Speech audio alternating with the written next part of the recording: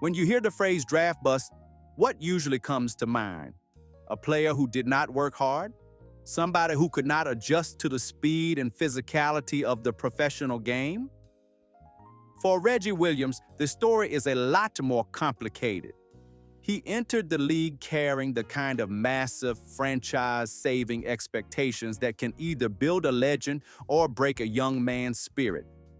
According to public NBA draft archives, Williams was selected in the first round as the fourth overall pick in the 1987 NBA draft by the Los Angeles Clippers. At that specific moment, being chosen that high in a talent-loaded era felt like a coronation. But in reality, it was a heavy burden wrapped in a cursed jersey.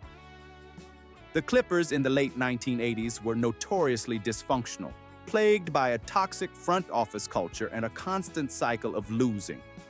The jarring contrast between his pristine, highly disciplined college pedigree and the chaotic, deeply unserious environment in Los Angeles was a culture shock.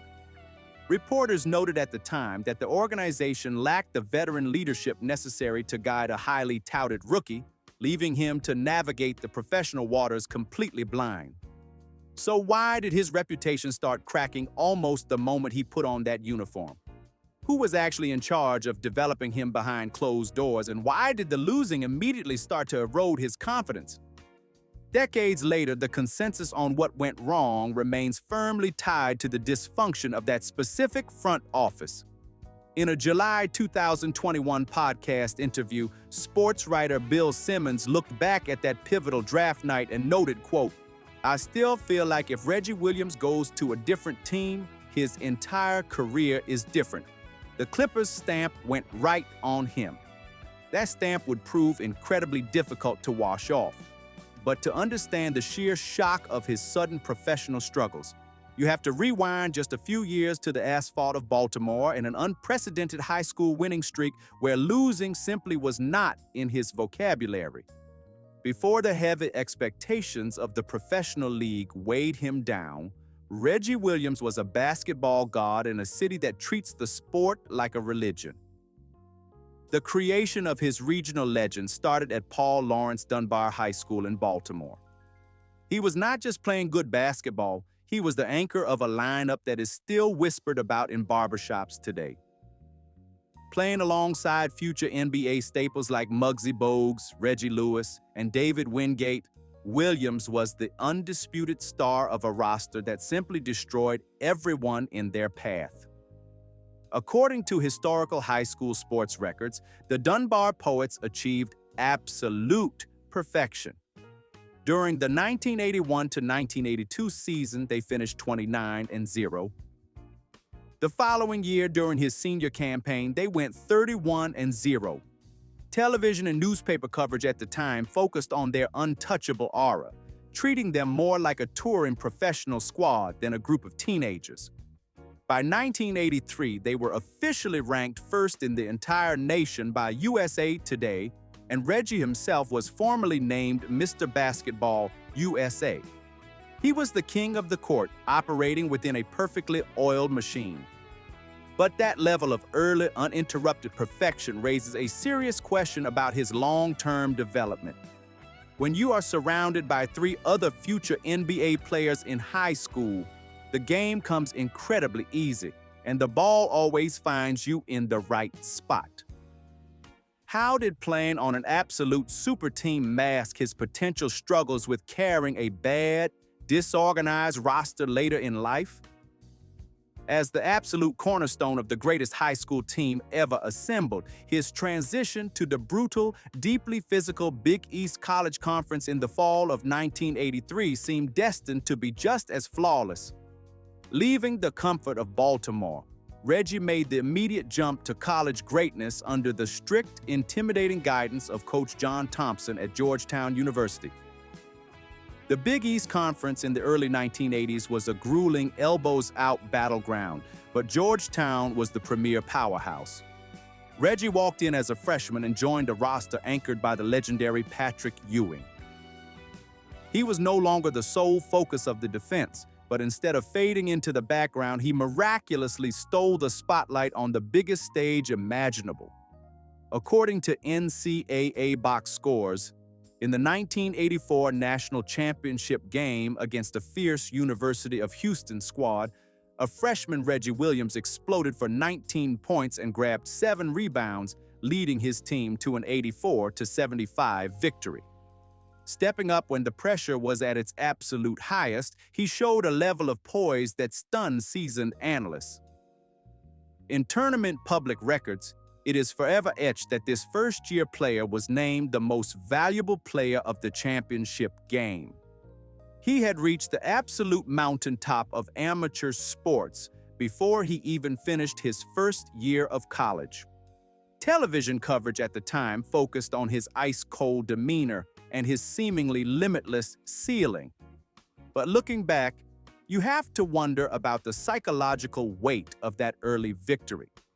Why did this incredibly early peak set an impossibly high, perhaps damaging standard for the rest of his basketball journey? When you win it all at age 20, anything less than a championship feels like a failure. Winning a national title in his very first year was a cinematic fairy tale, but the impending departure of his legendary center was about to thrust him into a terrifying, isolated spotlight, starting the clock on a tense final collegiate season that would define his professional draft stock. When Patrick Ewing finally graduated and moved on to the pros, the massive shadow he cast over Georgetown went with him. For the first time in his basketball life, Reggie Williams was not just a piece of a powerhouse puzzle. He was the undisputed alpha of the roster. Coming into his senior year, he was handed the keys to a noticeably younger, less experienced squad. The safety net of a legendary center was gone, forcing Reggie to completely change his approach and shoulder a massive offensive burden. He could no longer pick his spots. He had to carry the entire offense every single night in the most unforgiving conference in the country. According to Collegiate Sports Archives, during that grueling 1986 to 1987 season, he did exactly that. He led the entire Big East in scoring while simultaneously leading his own team in rebounding, steals, and blocked shots.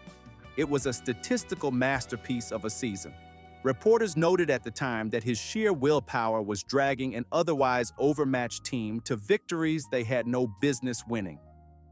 The performance was so monumental that on March 2, 1987, according to major newspaper archives, his famously stoic coach, John Thompson, publicly dubbed the young, overachieving team Reggie and the Miracles.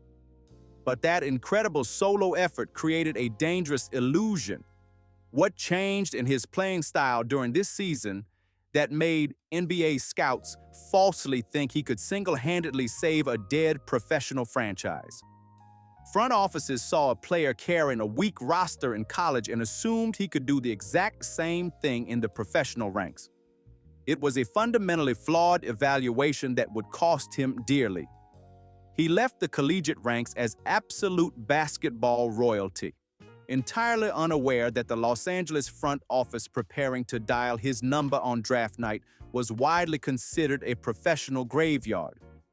Arriving in Los Angeles in the late 1980s was supposed to be a dream, but for a rookie drafted by the Clippers, it was more like walking into a disorganized nightmare. The franchise was notorious for its incredibly cheap ownership, a severely lacking practice infrastructure, and a deeply ingrained culture of losing. Reggie went from playing for one of the most disciplined, strictly managed college programs in the country to a locker room that often felt like it had no adult supervision.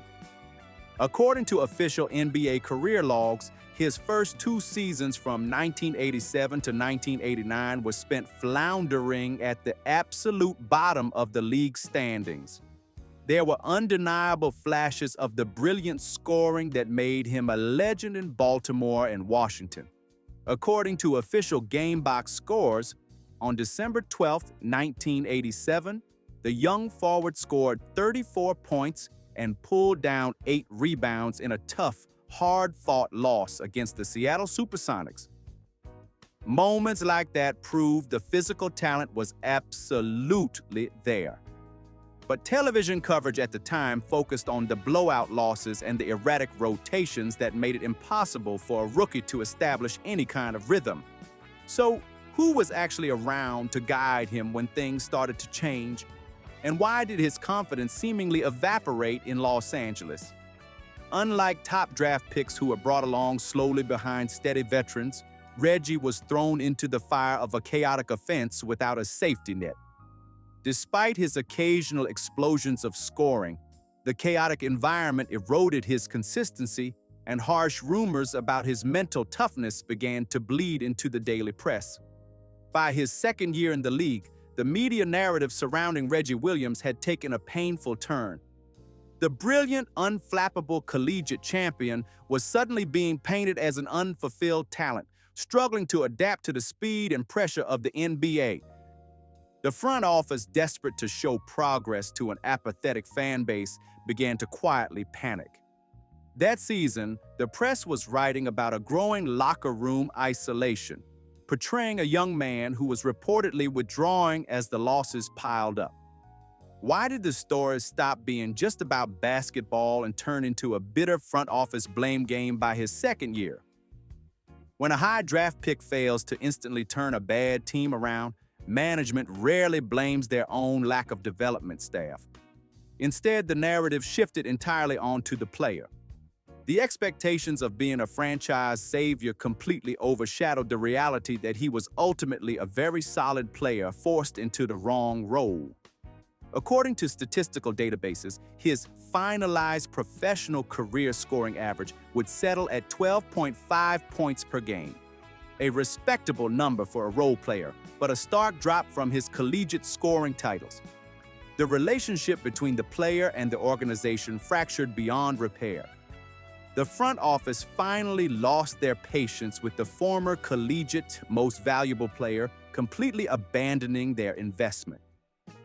According to league transaction records, he was traded away before even finishing his rookie contract, shipped off in November 1989 in a move that sent him into a dizzying professional spin cycle. Being traded in the NBA is a harsh reality, but for a former fourth overall pick, it feels like a very public demotion. When the Clippers finally cut their losses, Reggie Williams was suddenly stripped of the franchise player expectations and thrust into the unstable life of a professional journeyman. He went from being the absolute center of gravity at Georgetown to a replaceable asset whose contract could be moved at a moment's notice.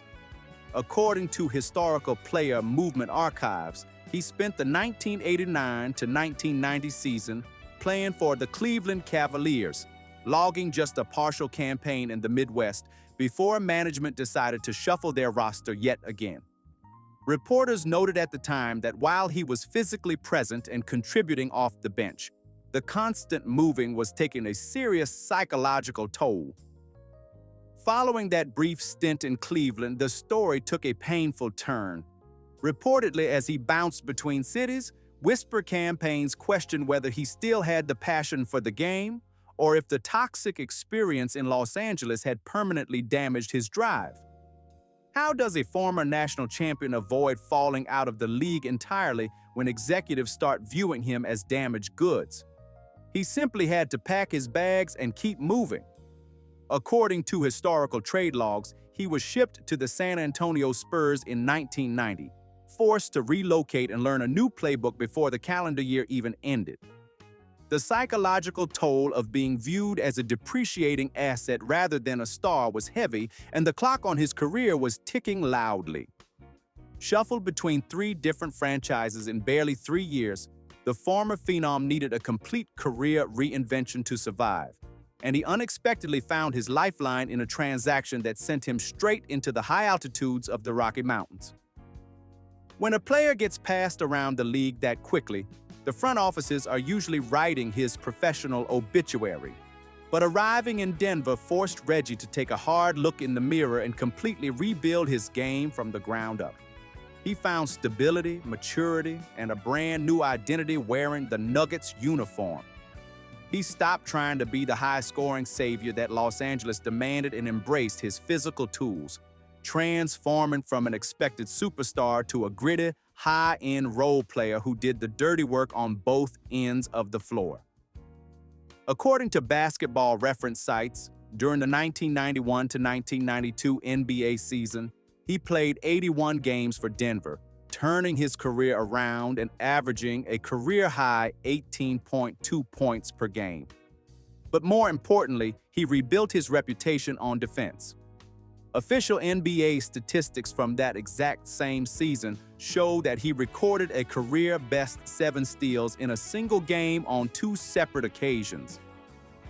That month, the press was writing about a completely different player, a seasoned, aggressive defender who had finally locked down a starting job. What changed in the Nuggets' locker room that allowed him to finally shed the heavy draft bust label? It was the realization that he did not have to do it all himself. He was surrounded by young, hungry talent, and he became the seasoned professional in the room. He had quietly resurrected his reputation, his efficiency, and his defensive numbers, setting the ultimate stage for a 1994 playoff matchup against a team nobody on earth believed they could beat. By the spring of 1994, Reggie Williams was no longer the frightened rookie in California or the lost journeyman in Ohio. He was the vital, steady veteran on a young Denver Nuggets team that had just barely scraped into the postseason. Their reward was a first-round matchup against the Seattle Supersonics, the dominant #1 seed in the Western Conference. Down early in the series, the younger players on the Denver roster started to look overwhelmed, but Reggie provided a crucial, calming presence in the highest pressure moments. According to major sports media reports, the 1994 playoffs marked the very first time in league history that an 8 seed beat a #1 seed in the opening round.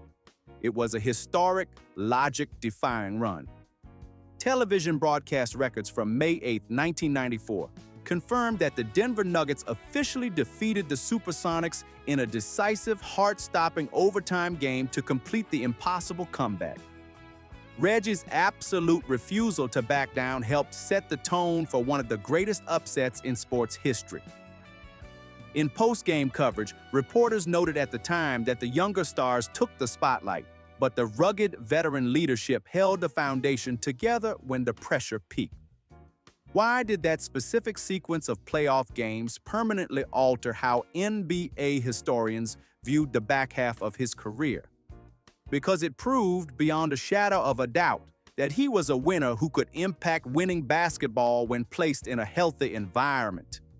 It was the defining moment of his professional redemption, but the immense physical toll of that grueling series soon accelerated a heartbreaking decline in form that would test his endurance all over again. The emotional high of the 1994 playoff run masked a difficult physical reality. Professional basketball is an unforgiving sport for an aging wing player, and the heavy minutes Reggie Williams had logged began to collect a toll on his body. As the seasons rolled on, his undeniable athleticism slowly began to wane, and the nagging injuries that come with playing aggressive defense started keeping him grounded. According to team history logs, he would ultimately spend parts of 6 seasons in Denver, marking the longest and most stable tenure he would ever have with a single franchise. But as his physical prime faded, the young, overachieving core of the Nuggets began to fracture. The franchise struggled to replicate that one magical postseason, and when a team starts losing, rotations change. Conflicts over playing time naturally emerged as management looked to younger talent. According to box score archives, back on December 1st, 1992, Reggie had hit a magnificent statistical peak, dropping 35 points in a game against the Houston Rockets. However, by the mid-90s, replicating that kind of dominant offensive production became a physical impossibility as his minutes were steadily reduced. As some reports claimed at the time, the locker room chemistry that once felt invincible started to splinter under the weight of unmet expectations. So who was to blame when the team started moving its foundational veterans out? It was the classic, unavoidable cycle of a rebuilding front office cleaning house. With his body rebelling and his influence in the locker room shrinking, management packaged the aging veteran off for one final, exhausting tour around the Eastern Conference. The conclusion of a long NBA career is rarely glamorous. There is usually no farewell tour for a role player, just a series of quiet, low-impact stints at the end of the bench. Reggie found himself trying to impart wisdom on rosters that were simply moving in a different direction.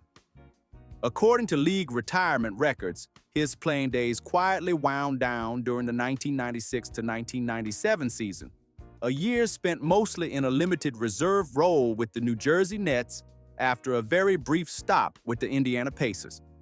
When the final buzzer sounded on his playing career, the historical ledger was officially closed.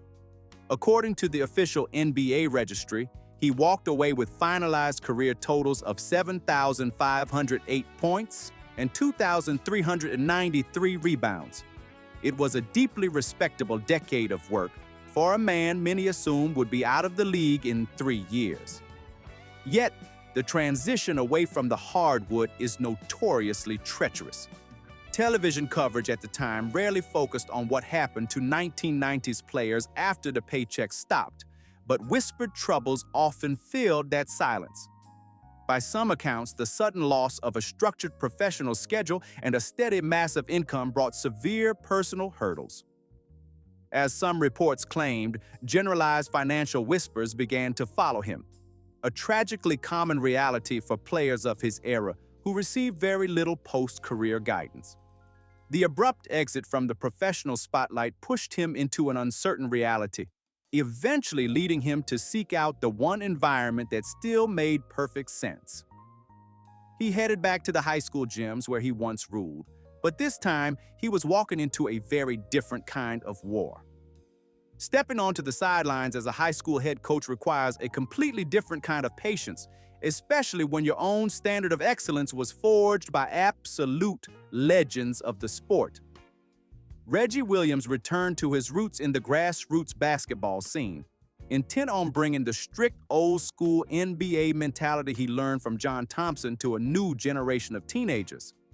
According to a Baltimore Sun newspaper report on May 30, 2009, he was officially hired as the boys' basketball coach at Towson Catholic High School, ready to build a disciplined powerhouse.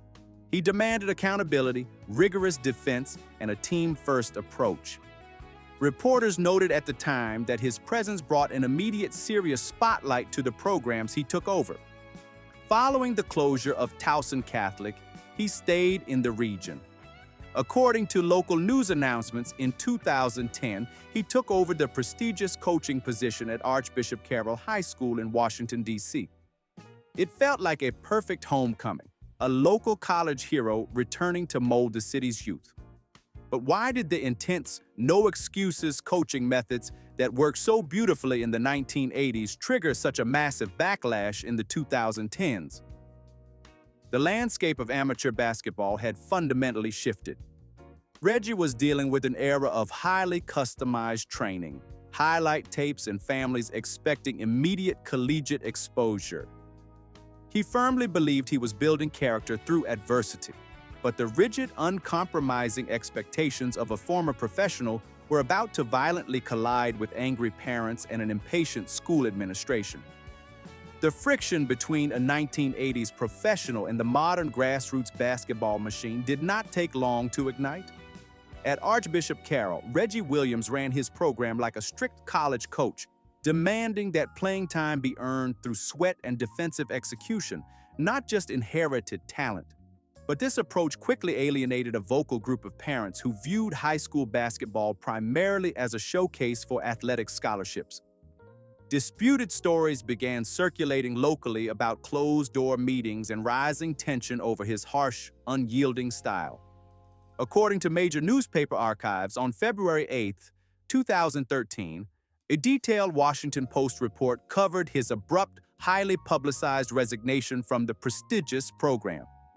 Reporters noted at the time that the situation had completely deteriorated, with the article stating he stepped down explicitly after clashing directly with team parents and the school principal. The culture war between the hardened former pro and the modern era of entitled athletics had reached a breaking point. But when the accusations started flying, who actually protected the former college legend, and why did the school administration refuse to publicly back him? One version says he walked away on his own terms rather than compromise his core basketball principles, while other accounts suggest the administration forced his hand to appease angry, influential families. The bitter, sudden resignation left his coaching career in limbo, forcing the sports world to make one final judgment on his entire chaotic basketball life. Looking back at the entirety of his unfulfilled expectations, it is difficult to cleanly categorize Reggie Williams. Was being the fourth overall pick a permanent curse, or did he actually overachieve simply by surviving the toxic environment that swallowed so many other young prospects? The duality of his life on the court is staggering. He was the undisputed Mr. Basketball USA, a national collegiate champion, and a finals most valuable player who ultimately had to swallow his pride and become an unheralded NBA journeyman just to keep a roster spot. According to Basketball Archives, his exact span in the professional ranks lasted from 1987 to 1997, a timeline that bridged two entirely distinct eras of physical, punishing basketball. Television coverage at the time rarely highlighted longevity for defensive role players, but according to career databases, surviving for a total of 10 seasons in a league that constantly churns through young talent is a massive athletic achievement. He proved he could adapt, rebuild his defensive reputation in Denver, and contribute heavy minutes to one of the greatest playoff upsets in history. So what is the ultimate truth about a player who touched the absolute ceiling of college basketball, but had to fight for scraps in the pros? Reconciling that infamous early Clippers stamp with a genuine decade-long career reveals a man who was both a victim of terrible early circumstances and a resilient professional survivor. And as the debate over his legacy continues, we are left with a story that proves the distance between a basketball god and an NBA castoff is sometimes decided by a single draft card.